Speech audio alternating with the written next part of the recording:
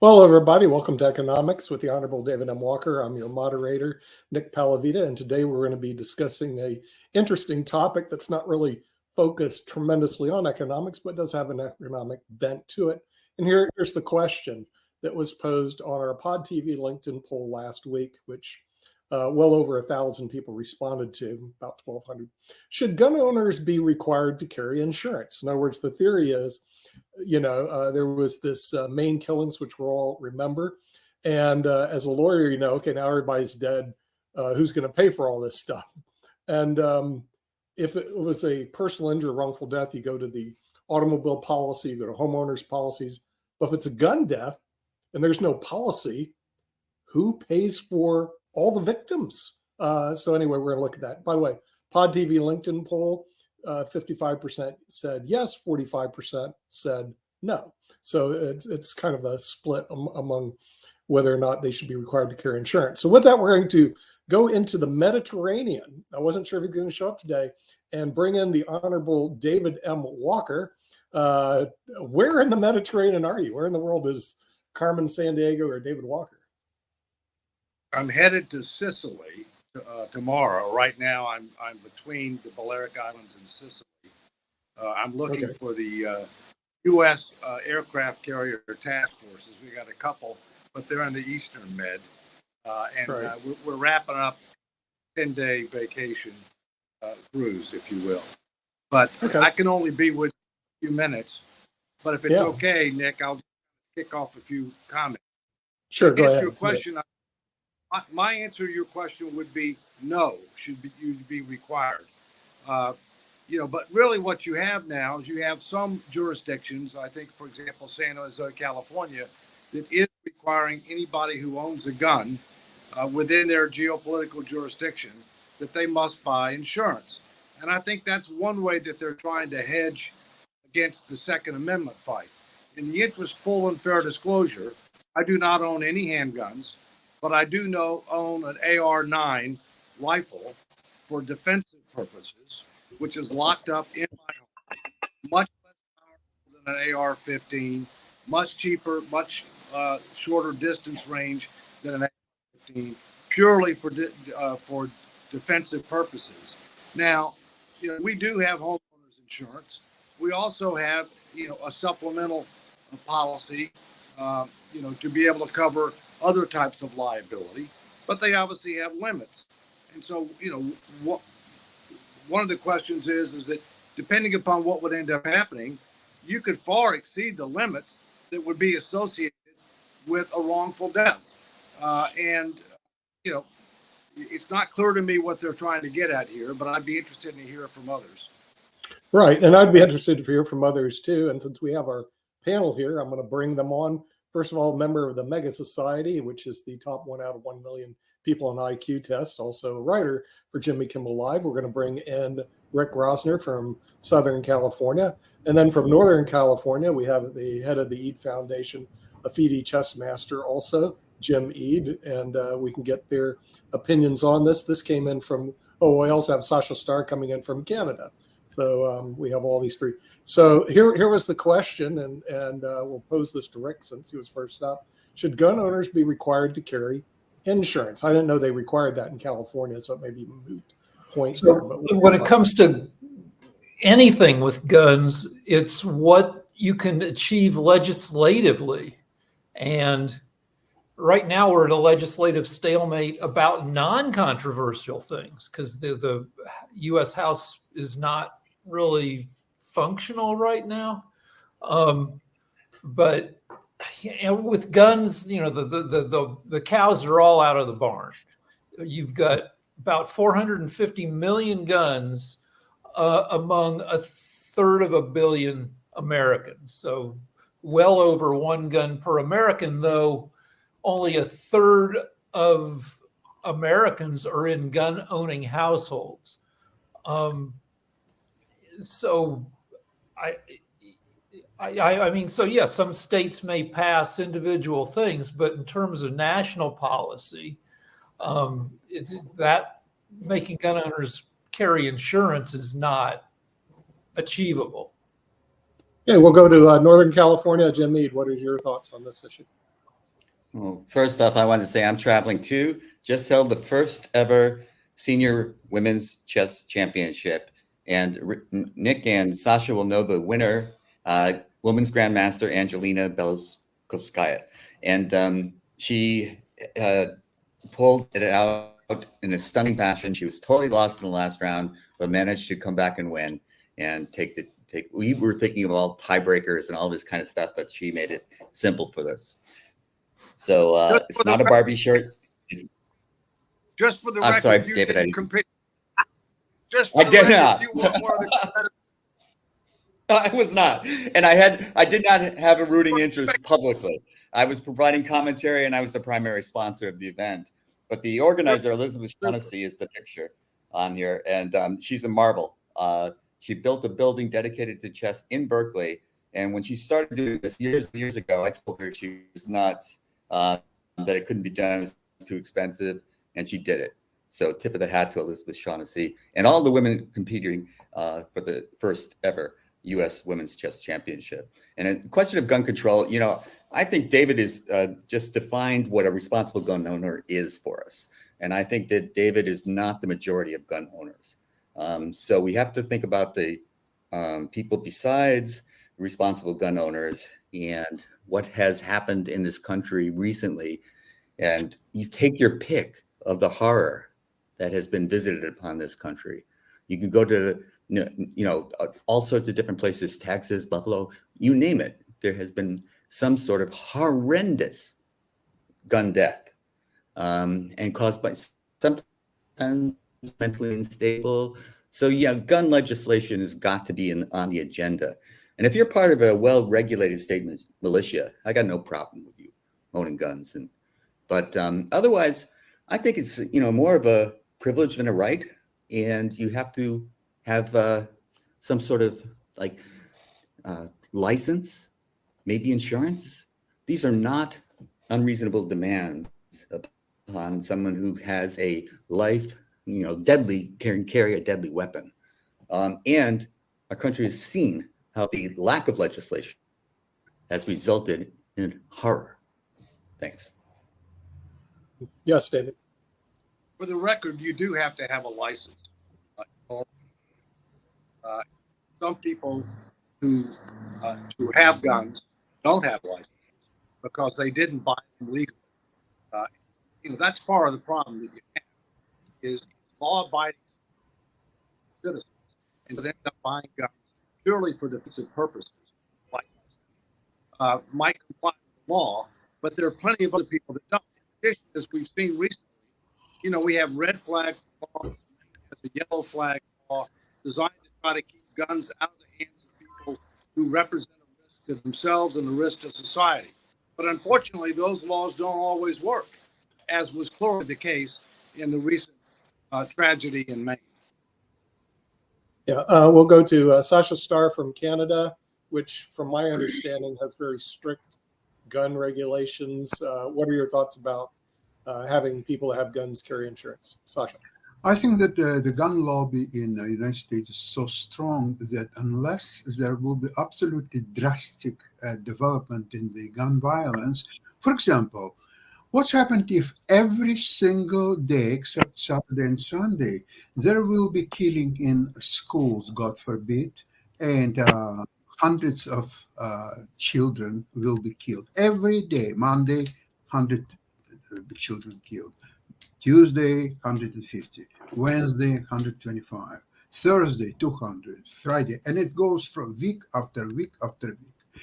If that scenario would ever happen, I think very, very quickly United States would come up with a new laws, legislation, and so on. Right now, the level of violence is still very low. I mean, for some other countries, maybe it's too high, but for the United States, it's too low to talk about any meaningful changes. That's my opinion. Okay, we'll go to Jatovi McDuffie from Durham, North Carolina. What are your thoughts about our Pod TV poll? Should gun owners be required to carry insurance? The answer is yes. The reason gun owners should be required. I'm on mute? No, we can hear you. He's frozen. Oh, okay. Just to point out, gun owners should be required to carry insurance. The reason being because the amount of money that's put a strain on our medical industry based on gun violence alone needs to be compensated or needs to be buffered. The only way to do that is through insurance. Plus, adding insurance makes it into much more of a responsibility. The problem that we also run into with gun violence is that guns aren't seen as a responsibility in a lot of cases. Guns, there are just so many problems with guns that we just kind of ignore and gloss over, and we throw on the, oh, well, it's mental health. Oh, well, we don't want to harm the law-abiding citizen, but we forget that we have a problem with guns. Every country in the world has mental health issues. Every country in the world has all these problems that we have. We're the only country that actually has these gun issues. And the only way to, I guess, begin to attack those, we've got to change the mentality around guns. Yes, it's going to be expensive to carry a gun, but yes, you've got to register that gun. Yes, you've got to have insurance about it. Yes, you've got to be retrained on a regular basis about it. Yes, you've got to have a mental health screen on a regular basis about it. They're just things that we need to put in place because it is a weapon. There are weapons that are designed for self-defense. There are items that are honed to kill. A gun is honed. Its only purpose is to kill. It's not to maim. It's not to wound. It was designed to kill. So we need to have the utmost regulations around it, even insurance around that, to make sure that those wounded and harmed by it, by a stray bullet, are compensated and it doesn't create such a burden on our healthcare system. Yeah, Rick Rausner has a response. So for the past few years, America's averaged about 130 gun deaths per day, 48,000 per year, which is roughly the same number of people killed by cars in America. Though half of those gun deaths are suicides. But, everybody has to have car insurance. And we have to use cars every day. Guns are, not as an everyday essential, but they kill as many people. Mm-hmm. Jatovi, you have a response. One of the things that we always continue to jump to is always the deaths. And I think and the sad part about it, think about this. When you have that debate, people are numb to hearing about the numbers around deaths. That's sad. We should be shocked at that. I wish we would point out also the fact that over 100,000 plus are injured due to gun violence. So you add these numbers up, there's a ton more people that are affected by gun violence. And then if you talk about the psychology around someone being harmed, somebody being injured, if, for example, we're all witnesses, we're all at dinner right now. Say we're all at dinner, and then Mark, you know how rowdy he gets. He gets into a fight. That fight just doesn't affect Mark and that individual he's in a fight with. That affects all of us as well. So when that gun violence happens, even though I'm a bystander and I see it, I'm affected by it. So we just can't think about, it doesn't really bother anybody. No, you have people running when they hear a pot drop. That's a problem. Yes. David. Yeah. Hey, Jatovi, just a really quick First, question because I actually saw something earlier today. Whoa, please don't jump in. I got to go. First, I don't agree that the sole purpose for a gun is killing. You can have a gun for defensive purposes. It's how you aim the gun that determines whether or not you can kill. And one of the things that obviously we need to have is much better training. I think, frankly, in all too many cases, we have even law enforcement people that are shooting to kill rather than basically to disable the person. So that's different. Secondly, you have Second Amendment issues, which you're not going to end up undercutting. And then you have issues by various jurisdictions to try to increase the cost of owning a gun and therefore to potentially try to discourage gun use. Such is the case, I think, with regard to requiring insurance. But as long as the the requirements are not unreasonable, I don't think they'd be held to be unconstitutional. And then one of the other questions is to what extent do your current policies cover any of this? To what extent does your homeowner's policy cover this if you're using it for defensive purposes? To what extent does your umbrella policy for liability cover this? I don't know the answer to those questions, but you also have to analyze the statistics. How many of the gun deaths are due to illegal gun owners? How many of the gun deaths are due to handguns rather than rifles? How many of the killings are due to people that frankly caught with red flag and yellow flag laws at mental? We clearly need. I'm not trying to say that we don't, but if you think we're ever going to repeal the Second Amendment, Yep. Jatovi. Just to point out, these are some of the fallacies that we have to get rid of. We have to get rid of the shoot to wound. That is something I've had plenty discussions with many police officers who are in my family and outside of my family who I'm closely related to. That is a fallacy that we keep putting out there that's saying, oh, well, police officers I need to learn and be trained better to shoot to wound and not shoot to kill.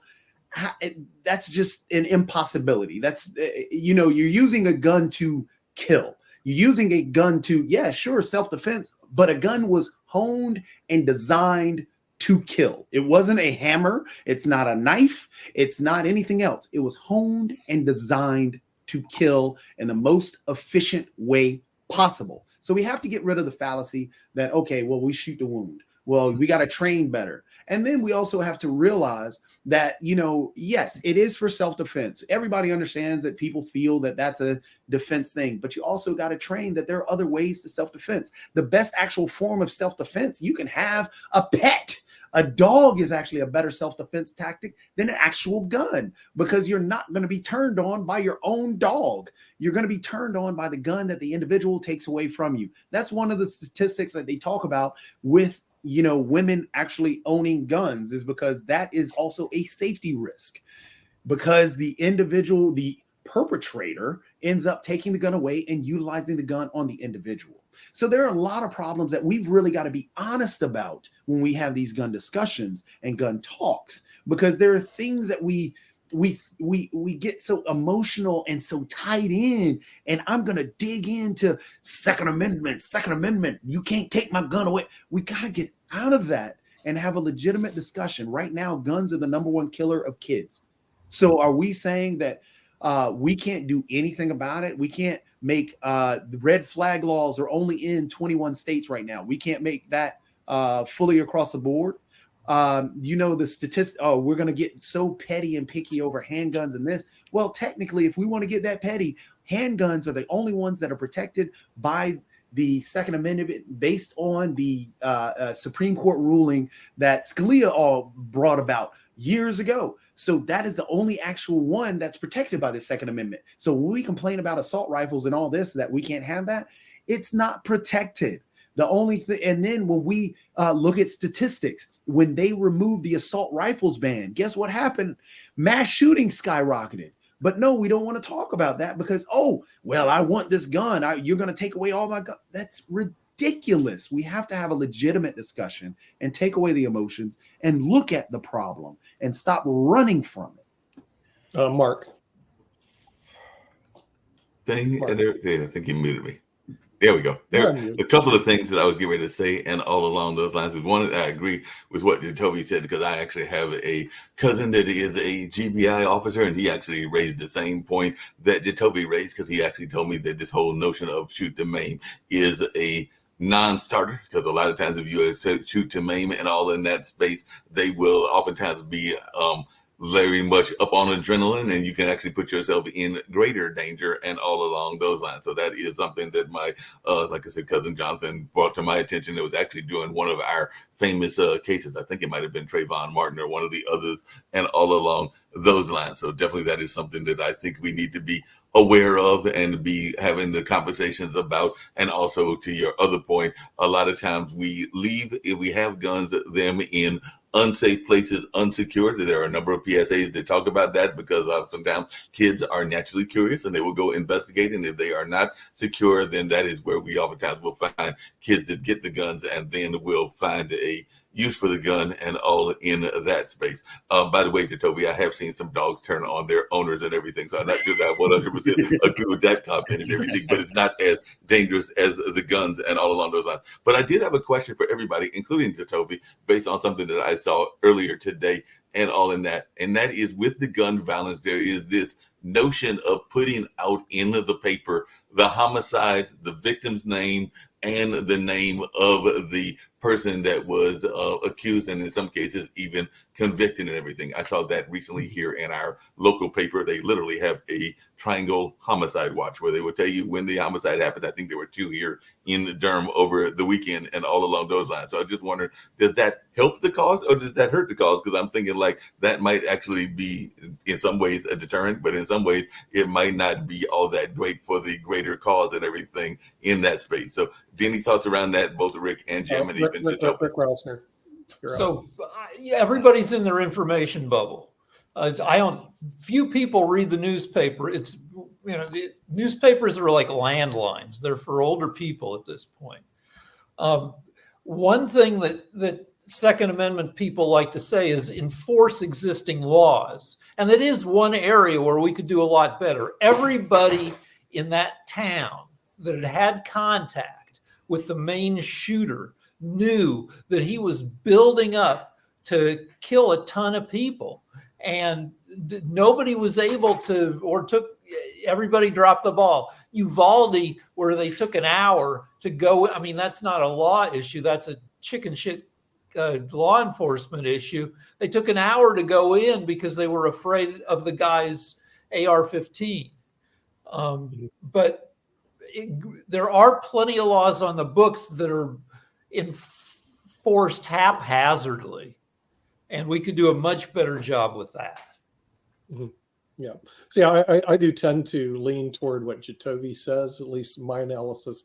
One problem you have in an auto accident, okay, that people get in accidents, people get killed, people get maimed, people get injured. As an attorney, your job is to clean up the streets. I think the best education, if you want to go to law school, would be a waiter at a restaurant, because you're always cleaning up people's messes. They think it's a wonderful profession, but basically you're cleaning up the mess. When a shooter goes and kills people, the first thing you look at is how do you compensate the victims? In the main shooting, there was one lady who had 3 children. Her husband's dead. Breadwinner's gone. Where's the compensation fund in this particular case to take care of the 3 kids and the victims that are out there? And frankly, there isn't any. Without having an insurance policy in place, the attorneys go, well, who do we sue? Who do we collect? We can't sue from the person who did the shooting because they're dead and they're broke. So there's no place. So you're on your own, and too bad for you, and too bad for your kids, and too bad for everybody. Well, if it was an auto accident, guess what? And the same thing happened. Husband was killed and she's left with 3 children. You get to go after the policy, the auto policy, and you get at least PPI insurance out of it. So you have some compensation for the victims. Under our current situation, we have no compensation fund for the victims, leaving the attorneys and the victims basically another victim of the shooting. So not only is the person dead who's a victim, but also all the other people that surrounded these shootings are. And until we force mandatory gun insurance like we have auto insurance, it's going to be a very bad situation for the victims. There's nothing you can do with the people that are dead. They don't need compensation. They'll be buried and gone. But it's all the other people that are surrounding this that need to have some form of compensation for the loss of these individuals. And right now we don't have anything at all. We don't even have a discussion. I do want to thank the LinkedIn polls, because even though they're not accurate, the Pod TV LinkedIn polls, they do tend to have a good indication of what people think around the country. It's 55-45 in favor of having a gun insurance. Right. But think about something. The Hamas fighters, they didn't have any insurance for using guns, and they were shooting, maiming all kind of civilians. And it seems to me.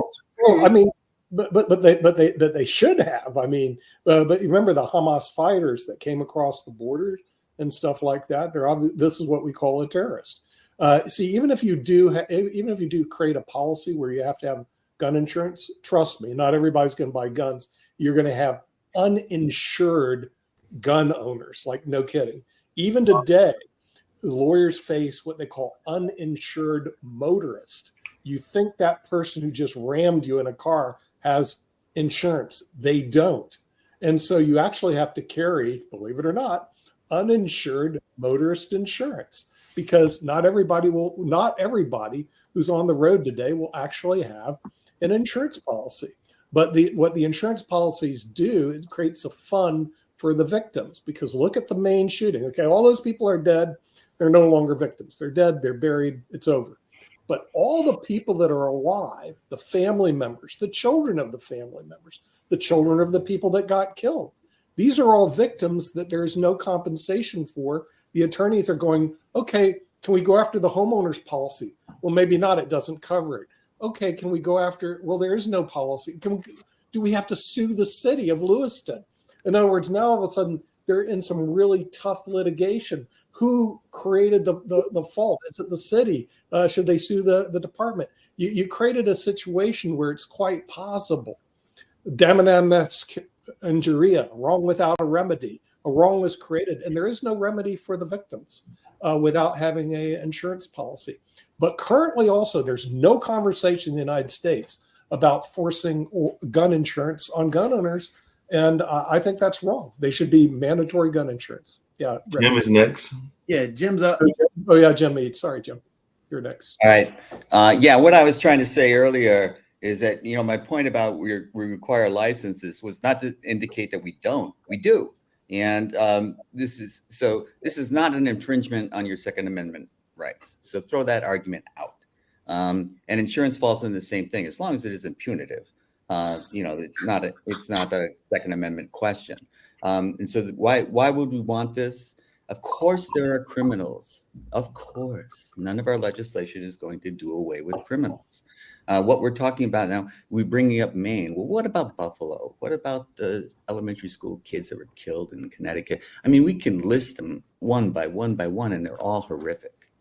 And the point is that we're at loggerheads and we're not doing anything about it.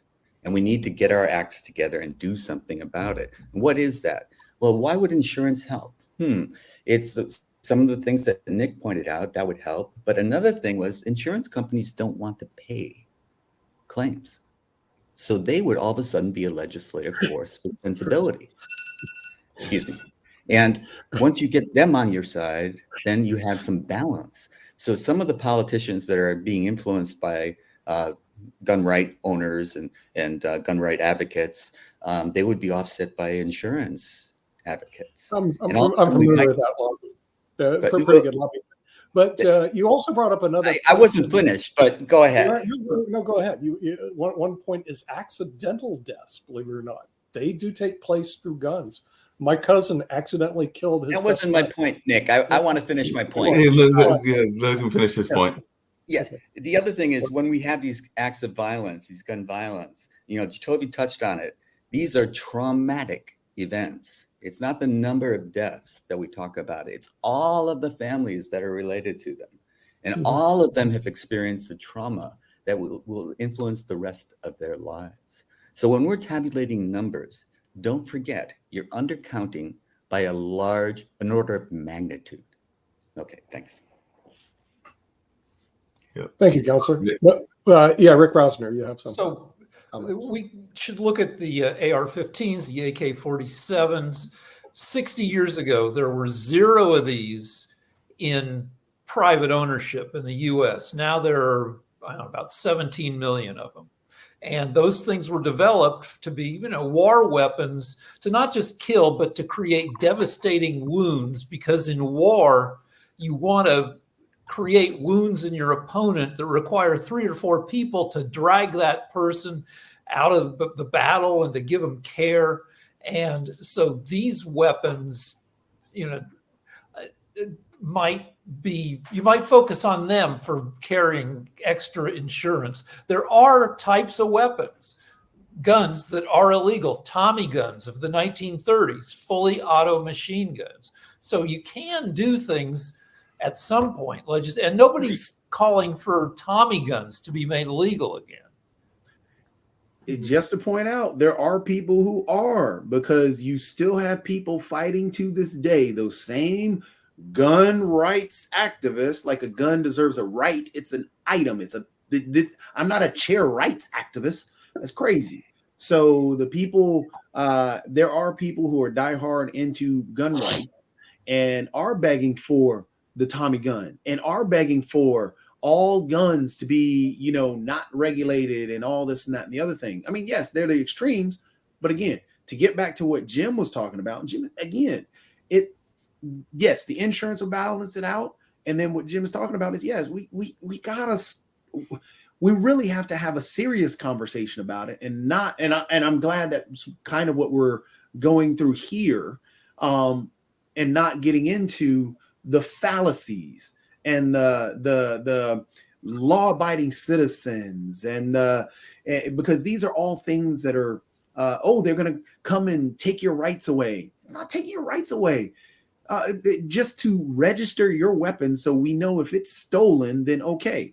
Right now, if you get, I think now, Nick, you can back me up on it. I don't know if it's a national or a federal law, but a bar, if they overserve an individual and that individual goes out and commits a drunk driving accident, can't that bar? That's They're called DRAM acts, and the DRAM acts vary from state to state. Yeah. In other words, if you serve too many alcoholic beverages to an individual, and then they run out and they get in an accident and they kill somebody, the bar owner could actually be held liable. It's a state by state issue. Most crimes are state by state issues, so you have to look at your own state laws and consult your own attorney regarding that. The problem that I have as an attorney is that attorneys in general are called in afterwards to, quote, clean up the mess. And the mess in Lewiston, there's a lot of messy people out there and a lot of victims. And the first thing you do as a lawyer, you go, well, what insurance policy can I go make a claim for to give the victims some compensation? And if it's an automobile accident, you have the automobile policies, and sometimes you collect a whole bunch of policies. You have a gun claim, and you go, what do you do? Go, you tell the lady and his kids, well, you're tough out of luck. Too bad they just didn't get run over. Your husband didn't get run over by a car. Yeah, Rick. I worked in bars for 25 years, starting in 1980. And when I started, bars were insane, like injury manufacturers. I worked in one bar that had forfers. Like, what you pay for one drink, you get 4 drinks. And I worked in the bar that served the most drinks ever served in a bar in one day, 50,000 drinks, this giant beer garden. And people started looking at the carnage caused by drunk driving, and they came up with legislative solutions, and things are better now. Now, the function of bars has changed. Before the internet, that's where you had to go to get laid. But so now you go to a bar with your friends to pay $16 for an artisanal cocktail. But still, like, drunk driving is much improved because of legislation and social engineering. Mm-hmm. Yes, Mark.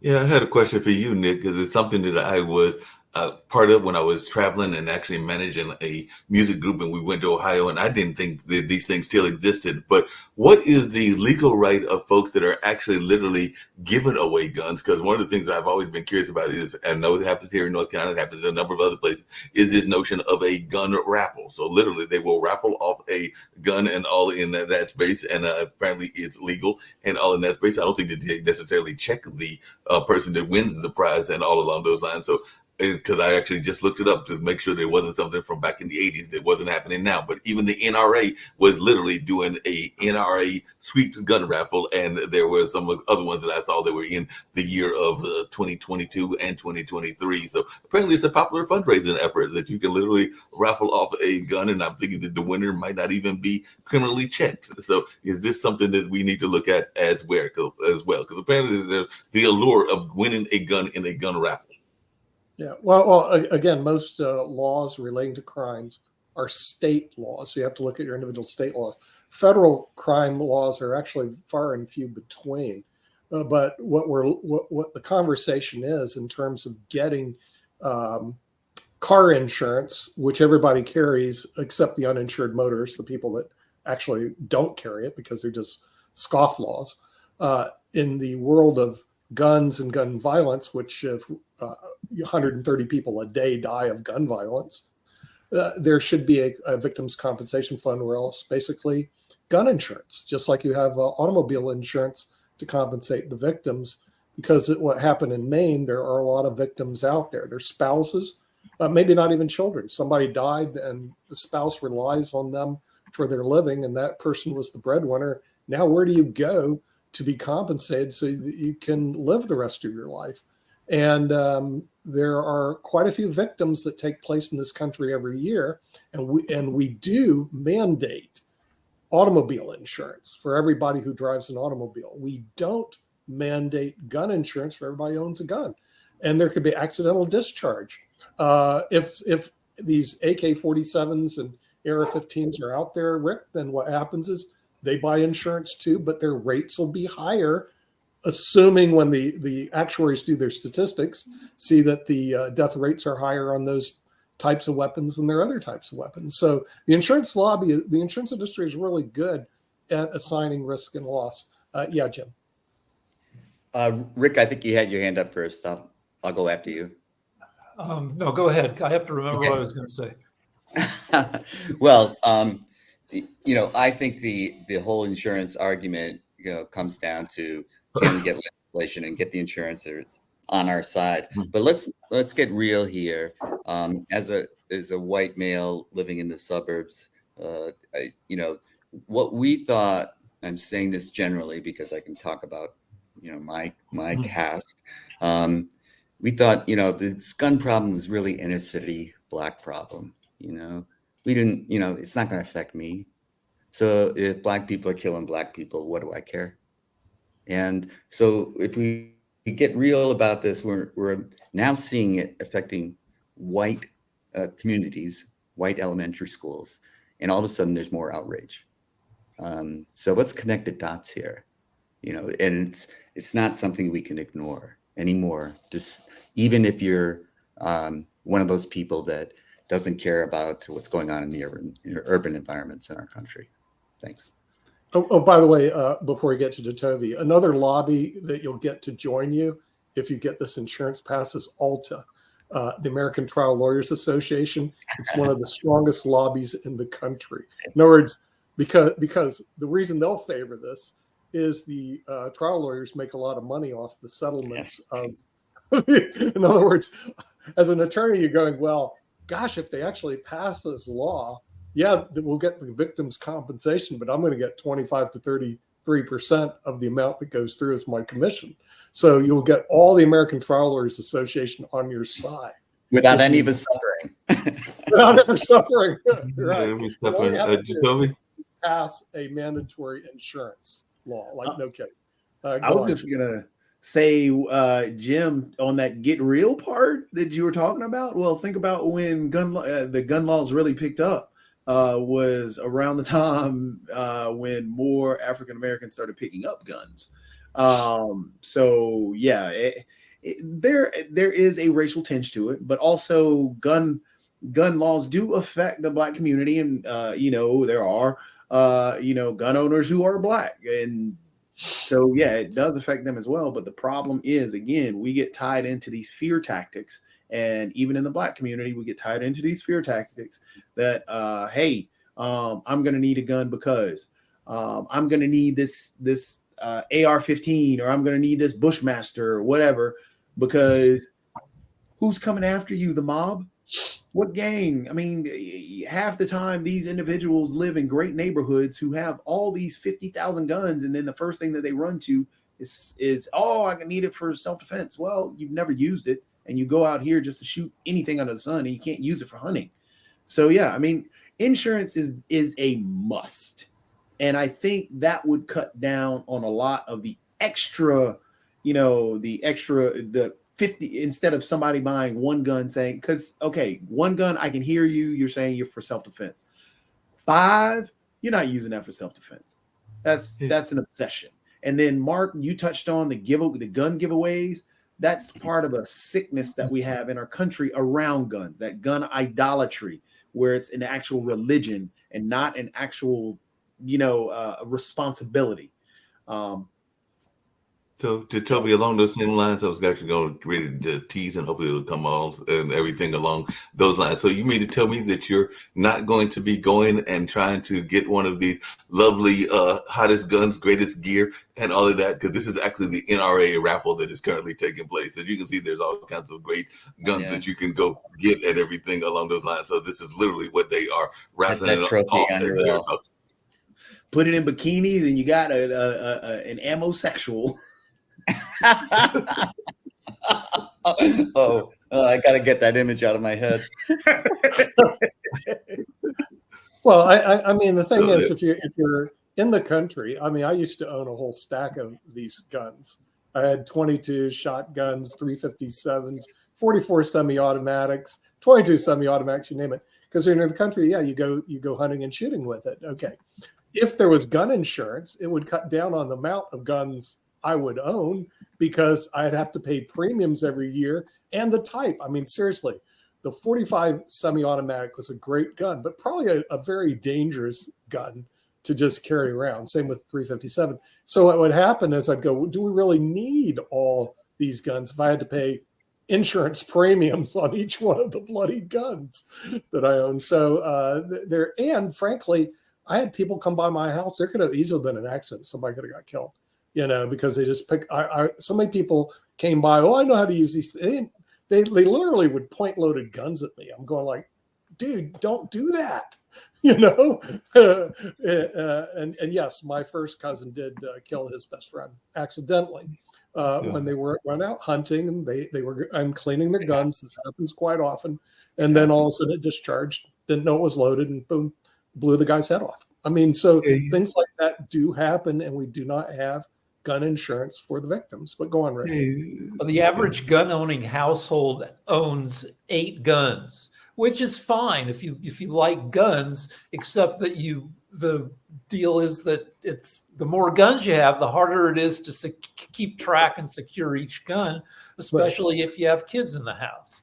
Now, the NRA is a corrupt organization that functions off of fear that people are going to come for your guns and constantly fighting every little bit of anything that they think is gun control. They fight legislation to to limit silencers, to limit guns in the hands of the mentally ill, to require gun locks so that the only person who can use the gun that won't fire for anybody but the actual owner of the gun, which is well-established technology that no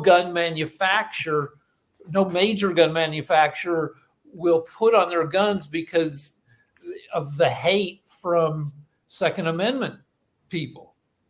They fought studying gun violence. You can't even get a legitimate study on gun violence getting funded, a federally funded study, because the NRA and the gun lobbies have fought against it, because we know it's an epidemic in our country, gun violence. But Jacoby, there have been studies, and they show that if you are a gun owner, you're less safe. The government, until the government's not allowed to fund gun studies, the CDC is not allowed to do gun studies. I don't know why you guys are so far against the NRA. Oh, by the way, this message is brought to you by the National. By the NRA. The NRA, like Wayne LaPierre and his buddies live high on the hog. They've been sued by the state of New York for being a corrupt organization, and they had to, I think, declare bankruptcy and move their headquarters out of New York. They did. And it's a bureaucracy like any other, that once it gets out of control, then the organization, whatever it was founded for, whatever ideals they had, it's no longer what's going on. Until recently, you couldn't sue gun manufacturers. They had been so effective in lobbying Congress that you couldn't sue them. And there's an argument for that they just make the guns. They're not the ones killing people with them. But when you look at gun manufacturers and their advertising that having an AR-15 means you have big balls. And if you Google the lives of the gun manufacturing families, they're not the best people. And they kind of know what they're doing. Hey, Rick, just really quick, I have a question. It's actually for one of our other panelists, but I was going to make a statement first. But there looks like there is a prize here. It's the first prize of that whole NRA raffle, 11 gun collection. But they're going to give you a Browning Ultra gun safe with that. But for the second prize, they're going to give you 8 guns with no safe. That makes no sense to me. And all along those lines, so you could have the 11 guns with the safe, or the 8 guns at second prize with no safe, because there's no safe included in that second prize. And you have choices. If you don't want the guns, you can get a like a vehicle, like a all-terrain vehicle, or you can get a Colorado elk hunt for 2 in their first prizes. So they have various prizes. Reminds me of the old joke. The first prize is 1 week in Philadelphia. Second prize is 2 weeks.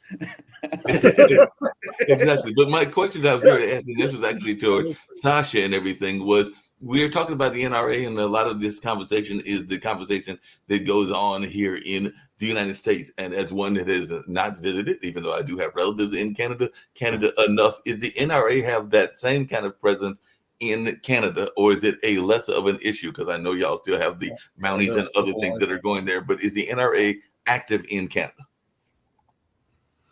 I don't know if I have the right answer to that. All I know is that I have many Jewish friends who are now taking licenses and who are buying guns. So obviously the guns will become more popular in Canada in the near future.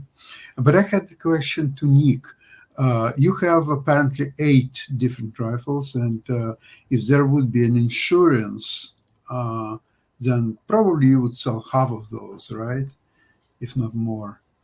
No, I got rid of all of them many years ago, Sasha, when I went to law school, and also the place out in the country was eventually sold. And also when I found the people that came by had really no clue what they were doing. And when it came to handling a gun, they had no idea how dangerous these things were. So I disposed of my arsenal, but it was pretty cool when I was a kid or younger because I see. Sorry, I missed it. Shooting these weapons is, I hate to say it, it's a lot of fun. For some reason, I saw that you still have them. Well, okay, but there are a lot of people who have definitely more than one. Right. Yeah. 3, 4, 5, 8, whatever.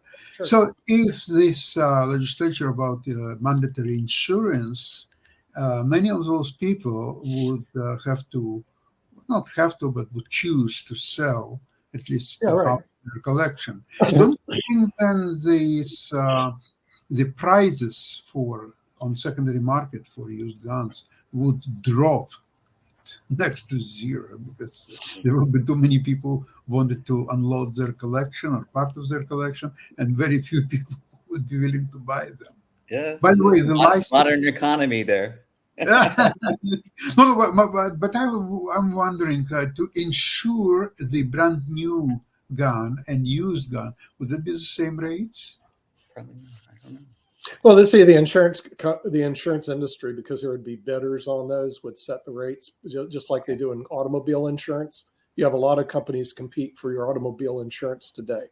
A lot of and companies would actually, the property and casualty companies would compete for your insurance business on your guns, but obviously they're going to assess you as a risk because they don't want to pay a claim because one of your guns was used to commit a crime. It's just like auto insurance.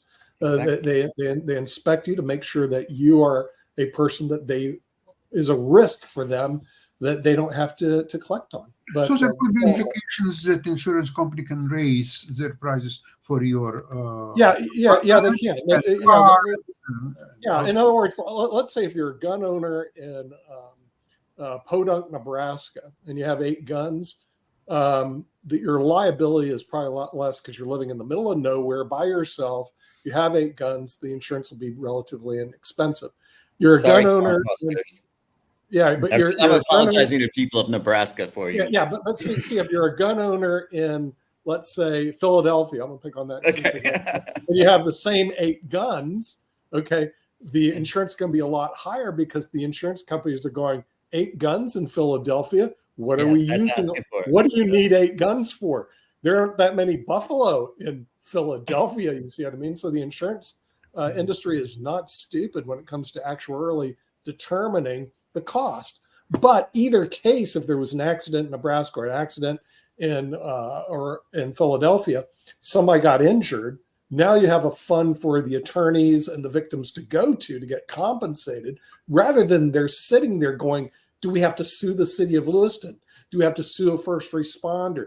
Do we have to sue somebody who talked to the person that was mentally ill? In other words, lawyers are running around with their chickens with their head cut off because the victims are sitting there going, I'm starving. My husband died. I'm starving. The three orphans that just took place. What are you going to do for us, Mr. Lawyer? And you tell them, can't do anything for you. You're screwed. You know, and so that's not right. That's not right. So That's not if right. you own a gun, you That's should not right. be able and willing to pay for insurance for the gun, just like I pay auto insurance. I haven't. But used I have a auto- question for you. I have a question for you, Nick, on that same basis and all along those lines. And this is actually for both you and Jacoby and everything. But there are a number of toys and things that are out there that look very realistic. So where would the insurance fit into that conversation? Because you have definitely seen some of the toys that kids get that can look very realistic and all in that space. So where would the insurance fall in that line? Because the toys, there's some guns that look almost like the real thing. yeah, toys would not be insured because no one can kill somebody with a toy. But the thing is, people that are handling guns are going to get insurance. And people go, what about police officers? Well, when I was on our HOA board, we had our security officers without guns. If we brought them guns, we were required to buy insurance for our security officers. It was expensive. And reason why? The security officer could accidentally, kill somebody, bang, because they go, well, I thought the person was committing a crime. I didn't And then know. your homeowners association would be on the Exactly. So we had to buy insurance for security officers. It is ridiculous to think an individual can get away with not carrying insurance when all police officers, security officers, everybody else who carries a gun has to carry insurance. But me, because I'm an individual, I have the right to carry a weapon without insurance. Baloney. Go on, Rick. But Is there a legislative path to have this happen in red states? Like, I can't imagine Arkansas, governed by Sarah Huckabee, passing any of this stuff. Yeah, well, the thing is, if some states don't have it, let's say Arkansas doesn't have it, then what will eventually come out through the media, let's say Maine passes it. Maine should be right to pass it now. Then they'll say, well, the next time something happens, the insurance company pays. Then Arkansas, let's say they don't pass it, which wouldn't surprise me. The next time, and there's going to be a murder in Arkansas, the press will bring out, and none of the victims got compensated because Arkansas is a backward state, which we all know, and doesn't have gun insurance. In other words, they'll be looked down upon by the other states, which they currently are anyway.